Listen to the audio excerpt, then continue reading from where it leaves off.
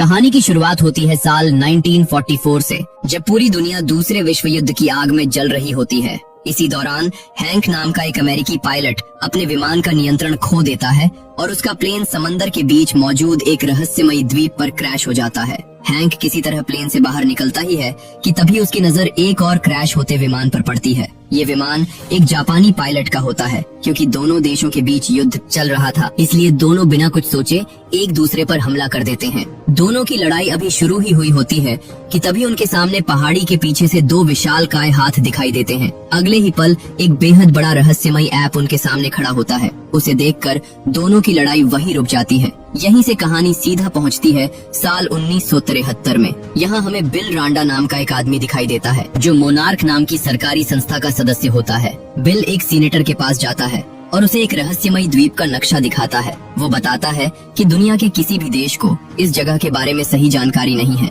सिर्फ पुरानी कहानियों और दंत कथाओं में इसका जिक्र मिलता है। वो कहता है कि इस जगह का नाम स्कल आइलैंड है। लोग मानते हैं कि भगवान ने इस द्वीप को अधूरा छोड़ दिया था। जो भी जहाज या विमान यहाँ पहुँचा वो कभी वापस नहीं लौटा। बिल यहाँ तक कहता है कि ये जगह बरमूडा ट्रायंगल से भी ज्यादा खतरनाक मानी जाती है। अगर उन्हें यहाँ रिसर्च करने का मौका मिले तो दुनिया के सबसे बड़े रहस्यों से पर्दा उठ सकता है। लेकिन सेनेटर शुरुआत में उन्हें अनुमति देने से साफ मना कर देता है, क्योंकि इस मिशन के लिए काफी फंड की जरूरत थी और उसके पास इस पर भरोसा करने की कोई वजह नहीं थी। तभी उसे बताया जाता है कि सिर्फ 3 दिन बाद रूस का एक सैटेलाइट इस द्वीप के ऊपर से गुजरने वाला है। अगर अमेरिका ने पहले यहाँ कदम नहीं रखा तो ये जानकारी रूस के हाथ लग जाएगी। बस यही बात सुनकर सीनेटर तुरंत इस मिशन को मंजूरी दे देता है। इसके बाद एक पूरी टीम स्कल आइलैंड की तरफ रवाना होती है। इस टीम के साथ जेम्स कॉनराड भी होता है, जो वियतनाम युद्ध में लड़ चुका एक बेहद अनुभवी ट्रैकर था। इस पूरे मिशन में वही सभी लोगों को रास्ता दिखाने वाला था। सभी लोग एक बड़े जहाज के जरिए स्कल आइलैंड के पास पहुंचते हैं, लेकिन वहां से आगे का सफर हेलीकॉप्टर से करना था। समस्या ये थी कि द्वीप के चारों तरफ एक बेहद खतरनाक तूफान मंडरा रहा था। इतनी तेज बिजली और हवाओं के बीच आगे बढ़ना किसी खतरे से कम नहीं था। कई लोग इस जोखिम के खिलाफ थे, लेकिन बिल कहता है कि अगर आज मौका छोड़ दिया तो शायद दोबारा कभी यहाँ आने का अवसर नहीं मिलेगा। आखिरकार पूरी टीम हेलीकॉप्टरों में बैठकर उस भयानक तूफान के अंदर प्रवेश कर जाती है। कुछ देर बाद वे तूफान को पार कर लेते हैं और पहली बार स्कल आइलैंड उनकी आंखों के सामने होता है। ये द्वीप बाहर से जितना खूबसूरत दिखाई देता था, उतना ही रहस्यमयी भी था। यहाँ पहुँचते ही टीम अपना असली मिशन शुरू कर देती है। वे पूरे द्वीप पर सीस्मिक बम गिराने लगते हैं। इन बमों का मकसद किसी को नुकसान पहुँचाना नहीं था, बल्कि जमीन के अंदर कंपन पैदा करके उसके भीतर की बनावट का पता लगाना था। मॉनिटर पर जो नतीजे दिखाई देते हैं उन्हें देखकर पूरी टीम हैरान रह जाती है। जमीन के नीचे का बड़ा हिस्सा खोखला था, मानो उसके अंदर कोई दूसरी ही दुनिया छिपी हुई हो। वे लगातार अलग अलग जगहों पर बम गिराते रहते हैं, लेकिन तभी अचानक एक विशाल पेड़ उड़ता हुआ आता है और एक हेलीकॉप्टर से टकरा जाता है। हेलीकॉप्टर हवा में ही बुरी तरह टूटकर नीचे गिर जाता है। इससे पहले कि बाकी लोग कुछ समझ पाते, उनके सामने वही विशाल ऐप आ जाता है। उसका आकार इतना बड़ा था कि हेलीकॉप्टर उसके सामने खिलौनों जैसे लग रहे थे। पूरी टीम घबराकर उस पर गोलियां चलाना शुरू कर देती है, लेकिन गोलियों का उस पर कोई खास असर नहीं होता। उल्टा वो और ज्यादा गुस्से में आ जाता है और एक एक करके लगभग सभी हेलीकॉप्टरों को तबाह कर देता है। कुछ ही मिनटों में पूरा मिशन बिखर जाता है। जो लोग बचते हैं वे अलग अलग जगहों पर गिरते हैं और 2 टीमों में बंट जाते हैं। एक टीम की जिम्मेदारी जेम्स कॉनराड संभालता है, जबकि दूसरी टीम के साथ बिल रांडा और कर्नल पैकार्ड होते हैं। अपने कई सैनिकों की मौत देखकर कर्नल पैकार्ड गुस्से से भर जाता है। वो बिल पर बंदूक तान देता है और उससे इस जगह की पूरी सच्चाई पूछता है। बिल शांत होकर बताता है कि करीब 30 साल पहले वो भी एक ऐसे ही मिशन पर गया था। उस समय उनका जहाज रहस्यमयी तरीके से गायब हो गया था। दुनिया को लगा कि जहाज समुद्र में डूब गया, लेकिन सच ये था कि उस पर किसी विशालकाय जीव ने हमला किया था। बिल कहता है कि उस पूरे जहाज में सिर्फ वही अकेला जिंदा बचा था। उसने कई साल तक लोगों को इस सच पर यकीन दिलाने की कोशिश की, लेकिन किसी ने उसकी बात नहीं मानी। उधर जेम्स अपनी टीम के साथ आगे बढ़ रहा होता है। वो सभी से कहता है कि अगर उन्हें जिंदा बचना है तो नदी के रास्ते समुद्र तक पहुंचना होगा। वो बताता है कि उनका जहाज सिर्फ 3 दिनों तक उनका इंतजार करेगा। अगर तब तक वे वहां नहीं पहुंचे तो हमेशा के लिए इस रहस्यमयी द्वीप पर फंस जाएंगे। तभी पानी के अंदर से एक विशालकाय जीव बाहर निकलता है। उसे देखकर सभी हथियार निकाल लेते हैं, लेकिन जेम्स सबको रोक देता है। वो कहता है कि कोई भी गोली नहीं चलाएगा। हैरानी की बात ये होती है कि वो जीव भी बिना किसी हमला किए चुपचाप वापस पानी में चला जाता है। थोड़ा आगे बढ़ने पर उन्हें कुछ पुराने खंडहर दिखाई देते हैं, लेकिन इससे पहले कि वे वहाँ कुछ समझ पाते, चारों तरफ से आदिवासी उन्हें घेर लेते हैं। सभी लोग खुद को बचाने की कोशिश करते हैं। तभी वहाँ हैंक पहुँच जाता है, वही अमेरिकी पायलट जिसका विमान दूसरे विश्व युद्ध के दौरान इसी द्वीप पर क्रैश हुआ था। हैंक उन्हें समझाता है कि ये आदिवासी किसी को नुकसान नहीं पहुँचाएंगे। इसके बाद वो पूरी टीम को अपने गांव लेकर जाता है। गांव में पहुंचकर सबकी नजर एक बहुत पुराने जहाज पर पड़ती है। हैंक बताता है कि ये जहाज उसके यहाँ आने से करीब 10 साल पहले इस द्वीप पर पहुंचा था। जब सभी लोग गांव के अंदर जाते हैं तो वहाँ उन्हें उस विशालकाय ऐप की कई तस्वीरें दिखाई देती हैं। आदिवासी उसकी पूजा करते हैं और उसे अपना रक्षक मानते हैं। हैंक बताता है कि उस विशाल ऐप का नाम कॉन्ग है, वही इस पूरे द्वीप का राजा है और यहाँ रहने वाले हर जीव की रक्षा करता है। फिर वो अपने अतीत की कहानी सुनाता है। वो कहता है कि जब उसका विमान यहाँ गिरा था तब एक जापानी पायलट का विमान भी इसी द्वीप पर क्रैश हुआ था। शुरुआत में दोनों दुश्मन थे, लेकिन वक्त के साथ दोनों दोस्त बन गए। उन्होंने कई साल इस रहस्यमयी द्वीप पर साथ बिताए, लेकिन इस द्वीप के नीचे ऐसे खतरनाक जीव रहते हैं जो विशाल छिपकलियों जैसे दिखते हैं। हैंक उन्हें स्कल क्रॉलर कहता है। वो बताता है कि उन्हीं स्कल क्रॉलर ने उसके जापानी दोस्त को मार डाला था। उनमें से एक इतना विशाल है कि उसने कॉन्ग के पूरे परिवार को खत्म कर दिया। अब कॉन्ग अपनी पूरी जाति का आखिरी सदस्य बचा है। अगर वो भी मर गया तो ये स्कल क्रॉलर पूरे द्वीप पर कब्जा कर लेंगे। हैंक आगे कहता है कि कॉन्ग ने उन पर हमला इसलिए किया क्योंकि उन्होंने उसके घर पर बम गिराए थे। अगर कॉन्ग उन स्कल क्रॉलर को बाहर निकलते ही नहीं रोकता तो उनकी पूरी टीम उसी समय मारी जाती। जेम्स हैंक को बताता है कि उन्हें 3 दिनों के अंदर द्वीप के दूसरी तरफ पहुंचना है, जहां उनका जहाज उनका इंतजार कर रहा है। हैंक कहता है कि पैदल वहां पहुंचने में कई हफ्ते लग जाएंगे, लेकिन उसके पास एक पुरानी नाव है जिसे ठीक कर लिया जाए तो वे समय पर पहुंच सकते हैं। इधर दूसरी तरफ कर्नल पैकार्ड अपनी टीम के साथ जंगल में आगे बढ़ रहा होता है। अचानक उन पर एक विशाल मकड़ी हमला कर देती है। काफी संघर्ष के बाद वे उस मकड़ी को मार देते हैं और आगे बढ़ते रहते हैं, लेकिन इस जंगल का हर कदम किसी नए खतरे से भरा हुआ था। उधर एक सैनिक जिसका नाम चैपमैन होता है बाकी लोगों से अलग हो चुका था।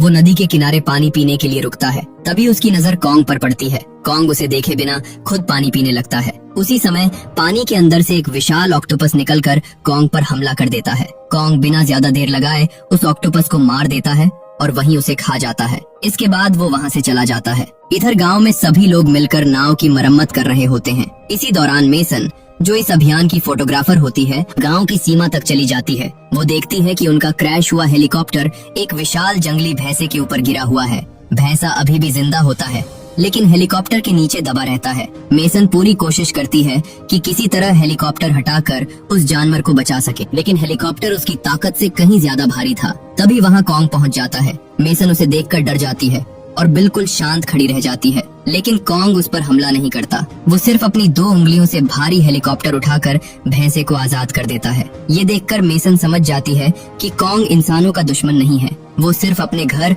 और यहाँ रहने वाले जीवों की रक्षा कर रहा है। कॉन्ग एक बार मेसन की तरफ देखता है और फिर बिना कुछ किए जंगल की तरफ वापस चला जाता है। अगले दिन नाव तैयार हो जाती है और जेम्स, हैंक, मेसन और बाकी लोग द्वीप के दूसरे छोर की तरफ निकल पड़ते हैं। रास्ते में उनका रेडियो काम करने लगता है। दूसरी तरफ कर्नल पैकार्ड की टीम उनसे संपर्क करती है और बताती है कि वे भी उनकी तरफ बढ़ रहे हैं, लेकिन तभी आसमान से विशाल उड़ने वाले जीव उनकी नाव पर हमला कर देते हैं। हमले में उनका एक साथी मारा जाता है। काफी मुश्किल के बाद वे उन पक्षियों से बच निकलते हैं और आखिरकार कर्नल पैकार्ड की टीम से मिल जाते हैं। मिलते ही कर्नल कहता है कि उसे पश्चिम की तरफ जाना होगा क्योंकि वहाँ चैपमैन का हेलीकॉप्टर गिरा था। असल में उसे अभी तक ये नहीं पता होता कि चैपमैन की मौत हो चुकी है, इसलिए वो उसे जिंदा समझकर खोजने का फैसला करता है। हैंक तुरंत उसे रोकने की कोशिश करता है। वो चेतावनी देता है कि पश्चिम वाला इलाका स्कल क्रॉलर का क्षेत्र है और वहाँ जाना बेहद खतरनाक होगा, लेकिन कर्नल उसकी एक भी बात नहीं सुनता। उसके लिए अब ये मिशन सिर्फ बचने का नहीं बल्कि कॉन्ग से बदला लेने का बन चुका था।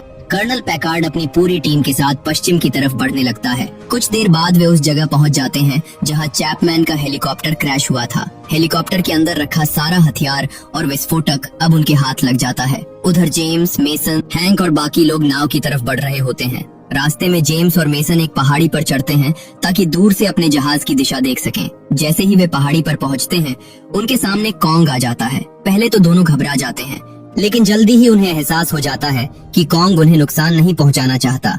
मेसन धीरे धीरे कॉन्ग के पास जाती है और उसके हाथ को छूती है। उसी पल उसे महसूस होता है कि कॉन्ग कोई खूंखार राक्षस नहीं बल्कि अपने घर की रक्षा करने वाला एक शांत स्वभाव का जीव है। इसी बीच जंगल में एक जोरदार धमाका होता है। ये धमाका कर्नल पैकार्ड ने किया होता है। दरअसल उसने कॉन्ग को फंसाने के लिए एक जाल बिछाया था। धमाके की आवाज सुनकर कॉन्ग वहां पहुंच जाता है और उसी जाल में फंस जाता है। लगातार हुए विस्फोटों से वो बुरी तरह घायल होकर जमीन पर गिर पड़ता है। अब कर्नल पैकार्ड उसे बम से हमेशा के लिए खत्म करना चाहता है, लेकिन तभी वहाँ जेम्स, मेसन और हैंक पहुँच जाते हैं और उसे ऐसा करने से रोकने की कोशिश करते हैं। जेम्स साफ कहता है कि कॉन्ग हमारा दुश्मन नहीं है, असली खतरा स्कल क्रॉलर है। लेकिन कर्नल अब किसी की बात सुनने को तैयार नहीं होता। वो अपने सैनिकों को बम उड़ाने का आदेश देता है। तभी उसके अपने सैनिक भी उसके फैसले पर सवाल उठाने लगते हैं, क्योंकि अब वे भी समझ चुके थे कि कॉन्ग उनकी रक्षा कर रहा था। उसी समय जमीन के नीचे से एक विशाल स्कल क्रॉलर बाहर निकल आता है। वो अब तक का सबसे बड़ा